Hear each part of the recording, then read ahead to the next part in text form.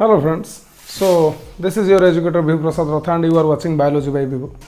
Previously we have discussed about how to solve pedigree analysis problems for autosomal dominant disorder and how to get to know about the symbols related to pedigree analysis, and in this video we are going to discuss about the autosomal recessive trait.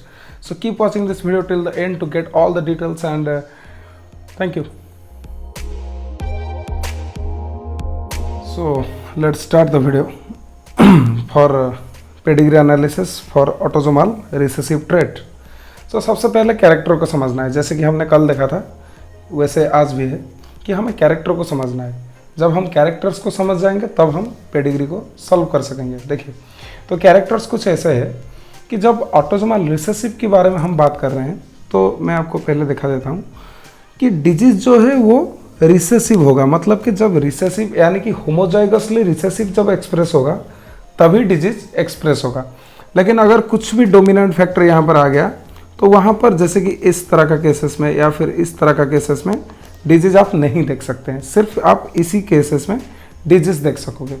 तो यहाँ पर पहला character है usually appears in both sexes with equal frequency. यहाँ पर भी दोनों sexes में देखिए आज ये एक ऑटोसोमल डिजीज है तो यहाँ पर बोथ सेक्सेस को डिजीज होना लाजमी है.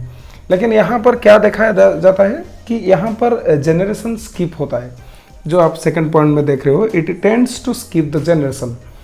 मतलब कि एक जनरेशन में होगा, दूसरे जनरेशन में हो सकता है, ना भी हो सकता है. मतलब कि देखिए, यहाँ पर अगर ऐसे कोई पेरेंट हो गया तो इस केसेस में बिल्कुल इस वाले में डिजीज था, लेकिन यहाँ पर जो जनरेशन आएगा यहाँ पर बिल्कुल डिजीज स्किप हो गया है. तो इस तरह से जनरेशन स्किप हो सकता है. लेकिन अगर ये फिर से कोई इसी के साथ क्रॉस करता है तभी एक चांसेस बनता है कि डिजीज फिर से रीअपियर हो सकता है. तो इस तरह का चांसेस यहाँ पर बन सकता है. Affected offspring are usually born to unaffected parent. जो अफेक्टेड ऑफस्प्रिंग है, मतलब कि ये जो अफेक्टेड ऑफस्प्रिंग है वो अनअफेक्टेड पेरेंट से भी पैदा हो सकते हैं. ठीक है.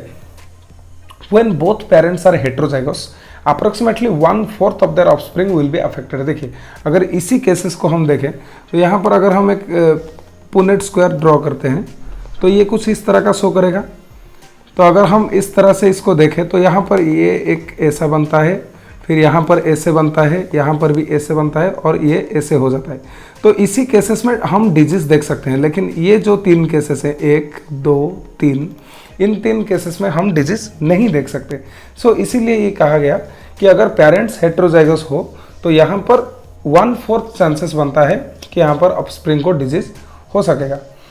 It appears more frequently among the children of consanguineous marriage. देखिए, यहाँ पर जब रिलेटिव मैरिज होता है वहाँ पर ऑटोसोमल रिसेसिव डिजीज होने का चांसेस बहुत ज़्यादा बढ़ जाता है. देखिए, फॉर एग्जाम्पल आप लिख सकते हैं Tay Sachs disease, that is death of children at the age between 2 to 3 years due to over deposition of GM2 ganglioside. देखिए, हमारा बॉडी के अंदर जो ब्रेन है, ब्रेन में GM2 गैंग्लियोसाइड क्या होता है ना, ये यूजुअली ब्रेक कर जाता है हेक्सोसा अमीनिडेज. ठीक है. इसी एंजाइम के कारण हमारा दिमाग में गैंग्लियोसाइड डिपोजिट होकर नहीं रहता है और वो ब्रेक कर जाता है. लेकिन अगर ऑटोसोमल रिसेसिव डिजीज हुआ हमें तो क्या होगा ना, बॉडी में जो हेक्सोसा अमीनिडेज वो फॉर्मेशन नहीं होगा. तो इसलिए क्या होगा ना, जो हमारा जो ओवर डिपोजिशन हो जाएगा ब्रेन में क्या, गैंग्लियोसाइड का. तो इसीलिए क्या होगा ना, एक बॉडी जो कि 2 से 3 साल ही बच सकता है, लेकिन उससे ज़्यादा वो नहीं बच सकेगा. तो कुछ इसी तरह का एग्जाम्पल यहाँ पर हम देख सकते हैं. तो अगर हम एक पेडिग्री को देखें यहाँ पर एग्जाम्पल के तौर पे, तो आप देख सकते हो यहाँ पर फर्स्ट जनरेशन में डिजीज नहीं है, सेकेंड जनरेशन में डिजीज अपीयर हो गया है, थर्ड जनरेशन में डिजीज नहीं है और फिर फोर्थ जनरेशन में अपीयर हो गया है.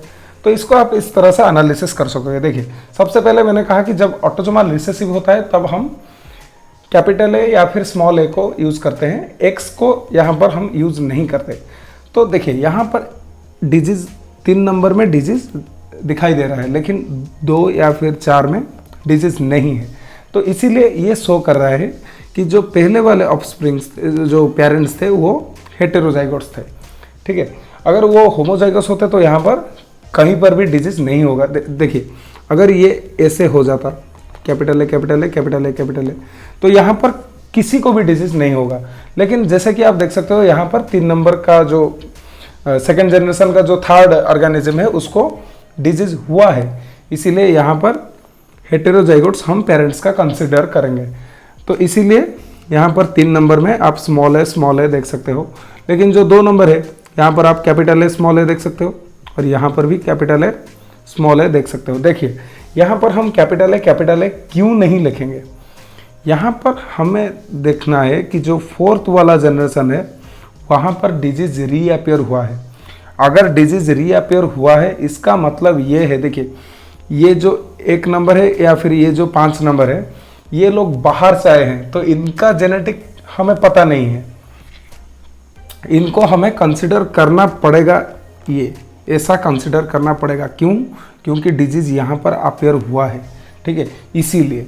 और ये जो है इनको भी हमें हेटेरोजाइगोट्स ही रखना है, तभी क्या हो सकता है ना, ये सब भी हेटेरोजाइगोट शो करेंगे। Capital A small A, capital A small A, capital A small A, इस तरह का ये लोग शो करेंगे। इनको करना पड़ेगा, क्यों?